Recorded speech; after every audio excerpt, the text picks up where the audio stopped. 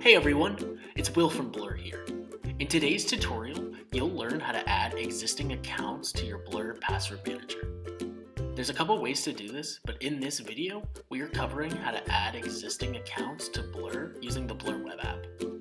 To learn how to add your existing online accounts to your Blur password manager using the Blur desktop browser extension on a third-party website, check out this other video.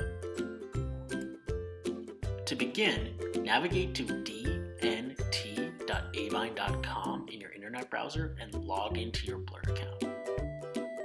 Once you've logged in, click Accounts to get to your Accounts page. Once on the Accounts page, click the New Account button to add a new account. In this example, I'm adding my pre-existing Amazon account.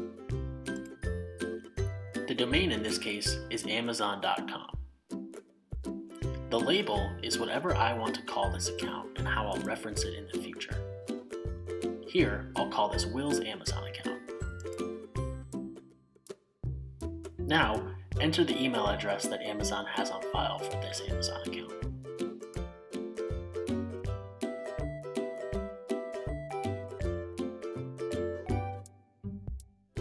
Enter a username if it's applicable to your account. I'll just leave this blank for now. Enter the pre-existing password for this Amazon account. If you want Blur to create a strong password for you, you'll also need to complete a password change directly with Amazon or whatever website that this account is for. Now simply click Create Account to finish up.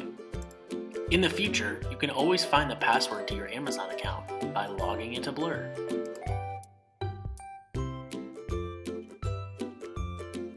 That's all we have time for today.